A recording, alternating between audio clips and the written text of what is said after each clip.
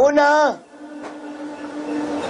kapag ang ating misis ay pinagkalooban ng sanggol, ang tawag dyan ay akika. Akika. Okay? Pag ang misis mo ay pinagkalooban kayo, mag-asawa ng isang sanggol na lalaki, 2 tupa o 2 kambing. Kung babae, 1 kambing o 1 tupa. Kung may kakayahan, hindi obligado. Ano ang purpose nun? Yun ay pasasalamat sa Allah na kayong mag-asawa ay pinagkalooban ng sanggol. Dahil mga brothers, ang ating mga anak, hindi kayo ang may gawa niyan. Tayo ba ano? Man-made o God-made? God-made daw. Kayo, papayag? Man-made o God-made? Taas ang kamay na tayo'y man-made. 1. Yun lang. Yun lang ang matalino. Sino pa? Man-made? God-made? Graduate daw. Ang iba hindi tumaas. Saan kayo ron?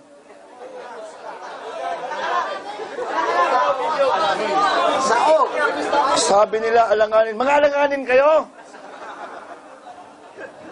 So tayo ay God-made. Gawa tayo ng Allah. Ano ang patunay? Kung ako ay gawa ng nanay at tatay ko, magtatampo ako sa kanila. Sasabihin ko, Nay, Tay, kayo pala may gawa sa akin. Bakit tinipid nyo ako? Ba't hindi nyo ako ginawang 6-footer? Ba't hindi nyo ako ginawang singgan na lalaki ni Agamulak? So, hindi sila ang may gawa. Palangalawang patunay na hindi nanay at tatay natin na may gawa sa atin. May makikita tayong mga tao na bulag, bingot, duling, kuba. May mag-asawa ba nagagawa ng anak, kuba, bingot, duling? Pangatlong proof, may mag-asawa 10 taon nang magkasama, hindi makagawa. Pumunta pa sa Ubando, Bulacan para magsayaw. Wala, brother. Kaya yun, isang pag pinagkalooban ng sanggol, akika. Pasalamat sa Allah na kayo ay pinagkalooban. Maraming tao sa buong mundo, may milyong salapi, kayang gugulin, magkaroon lang ng anak, walang magawang anak. Akika. Pangalawang pagkatay, odhiya. Yun mga hindi naghahads ngayon sa kanilang lugar. Nag-aalay sila. Kung tutuusin mga kapatid, dapat ngayon tayo, kaya i-review ninyo itong bakit may hads. Kayo mismo, mangangako kayo na every year, 1 kambing sa akin, para sa inyong buong pamilya. Bakit? Tayo lahat, ngayon na nag-hads, pangatlong pagkatay ng hayop, ito yung tinatawag na hadi. Tayong mga nag-hads, tayong may alay, hadi. Sa mga hindi nag-hads, udhiya. Tayo lahat may sacrifice tayo. Ano yung sacrifice na yan? Dapat nauunawaan natin ano ba ang senaryo ng hads na ito. Ano ang kasaysayan? Ang hads, pat-umra natin at saka itong hads, ito ang senaryo ng nangyayari sa mag-aama. Prophet Abraham, anak ng si Ismail, at ang asawa niyang si Hajar. Sino ang kauna-unahang nagsay sa Sapan Marwa? Si Hagar. Balikan natin ng kaunti. Unang asawa ni Abraham si Sarah, matagal na panahon hindi magkaanak. Dahil gusto niya makita ang lahi niya. Dahil sa Muslim si Abraham, nag-asawa siya muli. Paano ko napatunayan na siya ay Muslim? Dahil nag-asawa muli. Dahil kung Christian siya, hindi siya mag-aasawa, mag-aampo na lamang siya. So hindi magkaanak ang una niyang asawang si Sarah, gusto niya makita ang lahi niya. Nag-asawa siya muli, naging pangalawa niyang asawa si Hagar. Nagkaanak sila kay Propeta Ismail. Nung si Propeta Ismail ay isinilang paiksi natin dahil wala akong oras tupos-tubi ng lecture. Nung may silang ni Hajar si Propeta Ismail, kinausap ng Allah si Ibrahim, dalahin mo ang mag-ina mo sa parang, saan yun? Sa Makkah. Di sa Makkah. Dalahin mo. Dinala ni Propeta Abraham ang mag-ina niya. Doon mismo sa may Kaaba na yun. Pagdating doon, nararamdaman ni Hagar, parang balisa si Abraham. Malakas makaramdam ang babae. Sabi ni Hagar kay Propeta Ibrahim, iiwanan mo ba kami dito? Hindi kumibo si Propeta Ibrahim. Pangalawang tanong ni Hagar, iiwanan mo ba kami dito? Walang kabahayan? Hindi pa rin. Walang mga pananim? Hindi pa rin kumibo si Propeta Ibrahim. Pangatlong tanong ni Hagar, ito ba'y utos sa iyo ng Allah? Sumagot si Propeta Ibrahim, oo. Sabi ni Hajar, kung utos sa iyo yan ng Allah, gawin mo. Bago umalis si Propeta Ibrahim, tumayo siya doon sa maliit na lambak at nanalangin siya. Yun ang ginagawa natin doon, nakarapta sa Kaaba. Pinanalangin ni Propeta Ibrahim na huwag pababayaan ang dalawa niyang mag-ina at gawing mayaman ang lugar na ito. Dati walang katubig-tubig, disyerto, ni walang ibon dito dahil walang tubig. Ngayon ay isang milyonaryong, isang mayamang bansa. Iniwan niya mag-ina niya.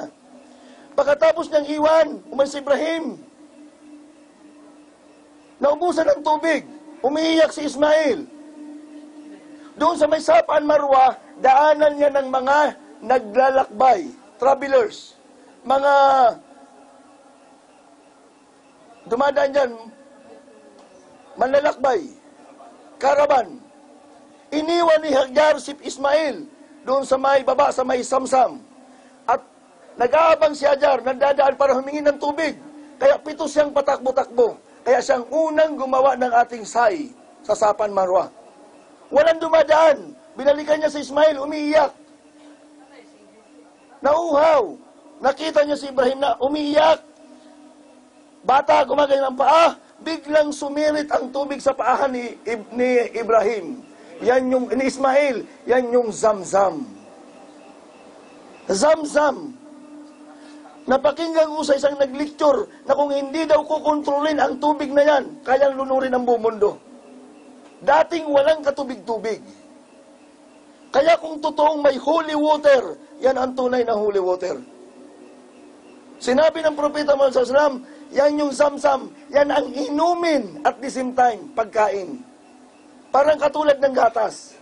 Sa sanggol, iniinom ang gatas. At the same time, pagkain. At kung alamin nyo ang kasaysayan yan, napakaraming Muslim ang may mga karamdaman na gumaling dahil dyan sa Zamzam. Pero mga brother, sa pahintulot ng Allah. Kaya ito, makakabalik pa tayo, inshallah, tatawap tayo doon sa Hajj. Ako mismo mga brother, 1994, yumakap ako sa Islam, itong balbas ko ito, wala ito. Ito, ang balbas ko natin nakakakilala sa akin, bagong imbers ako noon, nung malaman kong pinapahaba, mayroon akong balbas, pinagtatawanan, pipito, balik pa ang dalawa. Ang lalayo, sinabihan niya ako ng Libanese, dahil ang kumpanya ko nung Saudi Oger, mahahaba, malalayo, sabi sa akin, tingnan mo sarili mo. Ang pangit tingnan, ba't di mo alisin yan? Sabi ko, pag may makita na akong hadith na pwedeng alisin ko to. Unang umrah ko, Ramadan. Hindi pa, dati Zamzam yan, nakakapunta pa sa ilalim niya noon. Kita namin yung malaking tubo. Nagwudo ako doon, mga kapatid. Pag-wudo ko, sabi ko, Ya Allah, sa pamamagitan ng tubig na ito, dagdagan mo naman ang aking balbas. Nagwudo ako. Masya Allah bro, hanggang dito, pagpatak ng tubig, kaya marami. Nagsarado, Masya Allah, wala ito dati. Ngayon naman ang gusto ko, dito magsarado. Ang una nagsarado, paikot, ayaw ko kasi parang may katulad. Gusto ko pa ganyan. Masya Allah bro, katotohanan yan. Maraming brother, mga nauna pa. Pero ako nagsabi sa inyo, ngayon, Masya Allah, sa kahilingan sa Allah, Zamzam. Yan ang katotohanan. Okay. Paiksi natin ang kwento. nung magbibinata na si Ismail, dumating uli si Propeta Ibrahim. Hindi, balikan natin konti. May sumirid na tubig. Ang mga ibon, magaling yan pag may tubig, alam na. May mga dumadaan, nakita ba't may ibon? Pinuntahan, may tubig. Hanggang sa ang iba naninirahan na dyan paunti-unti. Hanggang sa dumami. At nakapag-asawa na si Ismail. Wag mo na yon. Nung bumalik si Ibrahim, masyado kasi, natatakot ako baka agawin na akin ng microphone eh. Okay. Pagbalik ni Ibrahim, sisipin nyo, gusto niya magkaanak. Nagkaanak, pinatapon dyan, pinadala, pinaiwan. Nung malaki na naman, pagbalik ni Ibrahim, sa panaginip ni Ibrahim, ni Propeta Ibrahim, na siya ay sacrifice. I-sacrifice si Ismail. Sipin nyo, nung sinabi niya kay Ismail, anak, nakita ko sa aking panaginip, na ikaw ay iaalay sa kanya. Ano ang sabi ni Ismail? Ama, kung yan ay utos sa'yo ng Allah, gawin mo at ako'y magiging matiisin. Sumahanala ganun kasimple mga kapatid. Sa atin ngayon ang panaginip, di ba turo sa atin, pag masama, galing sa syaitan. Pag mabuti, galing sa Allah. Pero ang pinagmumula ng panaginip, tatlo. Pag masama, galing sa syaitan. Pag maganda, galing sa Allah. At saka yung kung ano yung iyong pinagkaabalahan. Maaari mo pa panaginipan yan. Ngayon, paano natin malaman kung ang panaginip mo ay mabuti o masama? Kasi may isang babae na nanaginip. Nandun daw siya sa halaman ng hardin, iba't ibang bulaklak. Pagka umaga, takbo-takbo siya doon. Ang mga dumadaan, pinipitasan niya ng bulaklak, binibigyan niya. Ang ganda ng panaginip, di ba?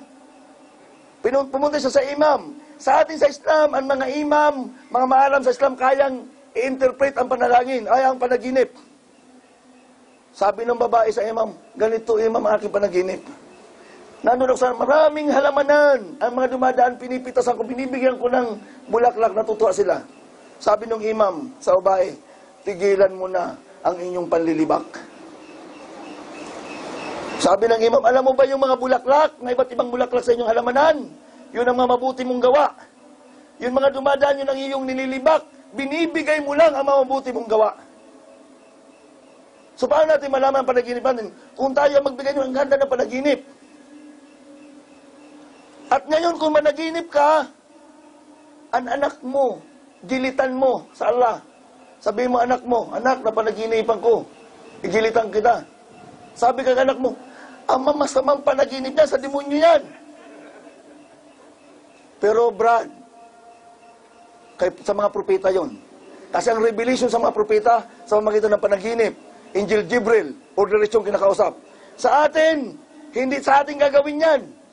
Syaitan yon. Hindi gagawin yan. Di tayo propeta. Ngayon, gagawin na nila. Habang dadalhin ni Propeta Ibrahim si Ismail para gilitan, nagpakita si Syaitan. Yun yung pupunta natin, babatuhin natin. Jamarat yung unang bato. Nagpakita sa yung tao si Syaitan. Sabi kay Ibrahim, anak mo, ngayon ka lang may anak, gigilitan mo. Huwag mong gawin. Binato yan ni Propeta Ibrahim. Kaya tayo nagbabato. Alam ang kwento na ng mga ibang lahi, mga Bangladesh, Sri Lanka. Kaya pag nagbabato sila, galit na galit. Satan, Satan. Wala naman Satan doon, kapatid. Ginugunita lang natin. Kaya huwag kayong manggigil. Ang iba naman, ang mudir daw niya kasi ayaw magpasweldo. Pinabato. Satan. Hindi ganon. Isinasariwa lang natin. Paiksi natin ang kwento nung dumating na sa kakatayan. May lugar dito na katayan. Oo. Unang hats ko, kami mismo nagilit. Ng tupa. Na aming sacrifice. Makikita nyo totoo yung kasabihan na ang tupa ay maamong tupa. Nakita nyo nakabitin, binabalatan. May kanal, doon ginigilitan. Bumabahan dugo. Kanyang kulungan. Pag hinila mo ang isa, sunuran yan. Alam nila, nagigilitan sila. Nandun ang pagsuko sa Allah. Kaya mga brother, pasalamat tayo na nilikha tayo para nilikha din ang tupa para pagkain natin. Hindi yun nilikha tayo pagkain tayo ng tupa. Yan ang isang natin ipasalamat. Nung magigilitan niya na si Ismail, may 3 kahilingan si Ismail kay Propeta Ibrahim. Sabi ni Propeta Ismail, Ama, gawin mong matalas ang kutsilyo na igigilit mo sa aking liig. Kasi napakahirap ng isang yugto na kung saan hihiwalay ang kaluluwa sa katawan. Mga kapatid, kahit sinong mananampalataya, mapait, mahapdi ang paghihiwalay ng kaluluwa sa katawan. Ang Propeta Muhammad SAW, nung malapit mang mamatay, madalas niyang isawsaw ang 2 niyang kamay sa isang galon at tubig at ninupula siya sa mukha. Dahil masakit. Ang kagandahan lang sa ating mga mananampalataya, yun na ang huling hapdi at pait na maranasan natin. Ngunit sa mga hindi Muslim, yun pa lang ang simula ng hapdi at pait sa kanila. Kaya nakiusap si Ismail, Ama, gawin mong matalas ang kutsilyo na igigilit mo sa akin. Pangalawa, Ama, igapos mo ang 2 kong kamay at paa para hindi ako makapagpumiglas. Pangatlo, hinubad niya ang damit niya. Ang pangatlo, sabi niya, Ama, iwasan mo na matilamsikan ka ng dugo ko. Nung tinanong ko yan sa isang scholar, para hindi daw mabawasan ang reward. Pang-apat, hinubad ni Ismail ang damit niya. Ama, ibigay mo ito sa ina, sa nanay niya, at iparating mo sa kanya ang aking salam. Sa kabila na makabagbag damdamin na iniwan ni Ismail sa tatay niya, hindi pa rin napigil na ikatayin ni Ibrahim ang anak niya. Matalas ng kutsilyo, ginapos niya ang kamay niya at ng anak niya at paa. Kinuhan damit. Nung gigilitan ni Ibrahim, si Ismail, bilang ama, hindi niya magawang magtingnan. Nagigilitan niya ang anak niya. Kaya pinaling niya sa likod ang kanyang mukha. Ayon sa mga hadith na nakatala, ginigilit niya, bumabaliktad ang kutsilyo. Pinipilit niya para matupad ang kagustuhan ng Allah, hindi natatablan. Hanggang sa may nagsalita sa likod na isang tao. Ibrahim, paglingon niya, si Angel Jibril, saan yung tao? Ibrahim, pumasa ka sa pagsubok ng Allah. Sa halip ng anak mo ang gilitan. May hawak-hawak si Angel Jibril na isang tupa. Ito na ang iyong gilitan. Mga brothers, nakita ninyo sa pagiging masunurin ng mag-ama, pinalitan ng Allah ng tupa. Kung ang 2 mag-ama ay hindi maging masunurin, baka ngayon ang panganay natin anak ay ginigilitan natin taon-taon. Allahu Akbar. Sa pagsunod ng mag-ama, nakaligtas si Ismail, tupa ng ginigilitan, kaya yan ang ating hadi. Sa mga hindi nag-hajj, udhiya. Sa biyaya ng Allah, kahit matanda ng unang asawa ni Propeta Abraham or Ibrahim na si Sarah, pinagkaluban pa rin sila ng anak at naging anak ay si Propeta Isaac. Si Propeta Isaac ay nag-asawa at nagsalin-salin lahi. Kaya doon lumabas si Solomon, Moises, Aaron, John the Baptist, Jesus Christ. Sa lahi ni Ismael, doon lumabas si Keturah, Midian, Nibayot, Muhammad. Kaya si Muhammad at si Jesus Christ, magpinsan malayo. Muhammad from Ismael, Jesus Christ from Isaac. Na Isaac at si Ismael, isa ang tatay, magkaibalan ng nanay. Masyaallah mga kapatid, itong ating ginagawa, ganyan yan. Yan ang buong senaryo. Sinurtcut ko lang, dahil hindi ito lecture. Nakialam lang ako, huwag kayong maingay.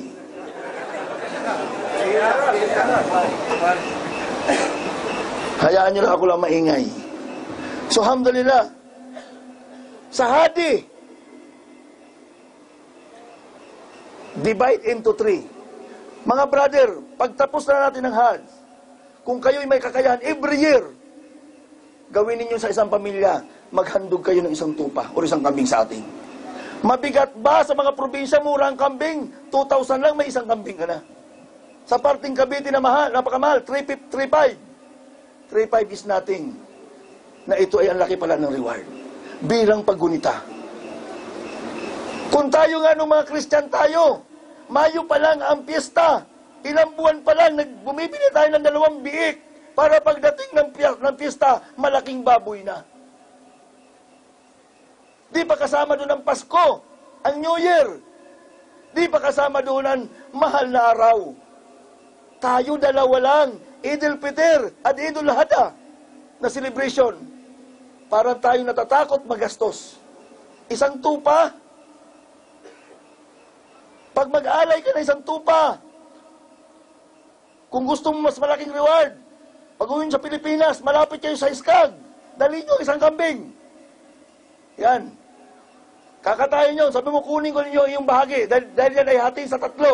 Ibibigay sa mamahirap, ibigay sa kapitbahay, at ang isang parte kainin nyo. Allahu Akbar.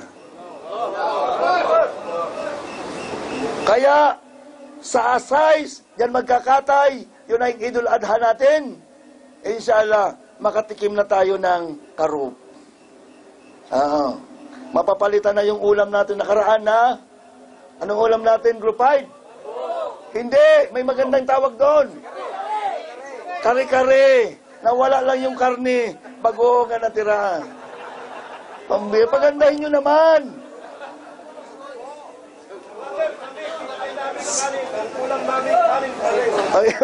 Mas magaling yun.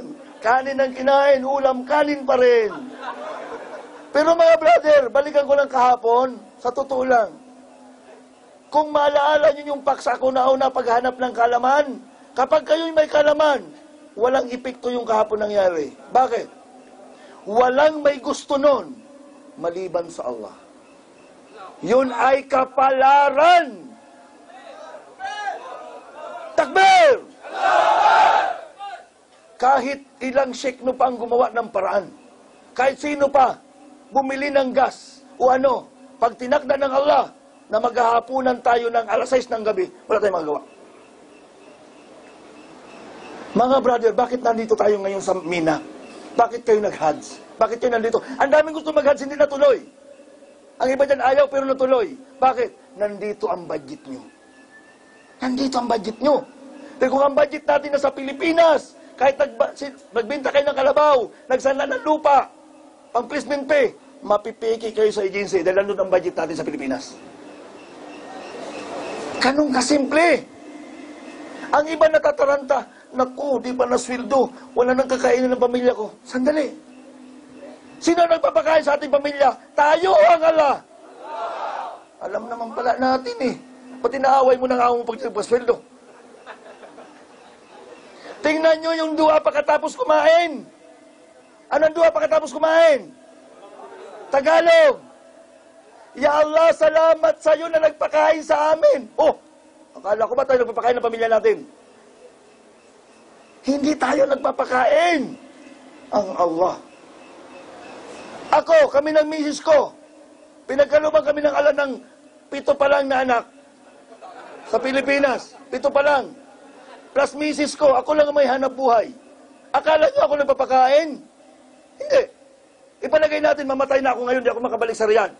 Ibig sabihin pala, kung ako nagpapakain sa kanila, di na sila kakain? Kakain pa rin sila o hindi?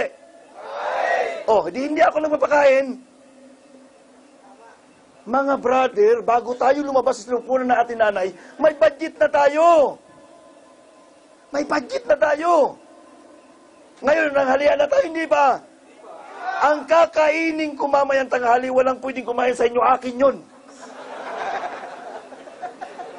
Kung ang ilalatag dyan ay manok, di ko alam kung saan initlog yan napugad. Di ko alam kung saan binili yan. Pero kung ang aking makakain doon ay 1 pitso, akin yun. Yan yun ang budget ko.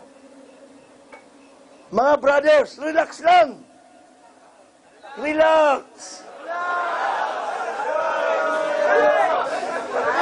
Mikael, taas ang kamay.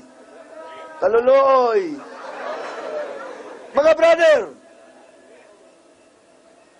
Paglabas natin sinupupunan, nandun na. Pampalakas loob. Hindi tayo mamamatay hanggang wala ang apat. Tandaan nyo yan. Una, wala na tayong budget. Hindi mo pwedeng kunin ang budget ng brother. Kanya yon. Pangalawa, cause of death. Pangatlo, place of death. Panghuli, time of death. Pambihira. Pag hindi yan nangyari sa'yo, hindi ka pa pwedeng pumanaw sa mundo. Tandang-tanda ko, ini-interview si Noynoy Aquino, di pa siya presidente. Sabi niya, si Mama, 3 days na, hindi nakakain. Wala na budget eh. Nasaan na siya? Nasa Makati na. Ano ang sakit niya? Colon cancer. Anong inantay natin? Oras. Nung dumating, tapos ang laban. Kaya tayo mga brother, inshallah, hilingin natin sa Allah na may budget pa tayo. At hilingin natin na wala pang dahilan ang ating pagpanaw. Pangatlo, sana di pa nagagawa ang lugar para mamatay tayo. Pang-apat, inshallah, ipaliban muna. May mga dumating na sa likod ko. May dumating na ba? Ha? Dumating na ba si Yusuf? Sinungaling kayo.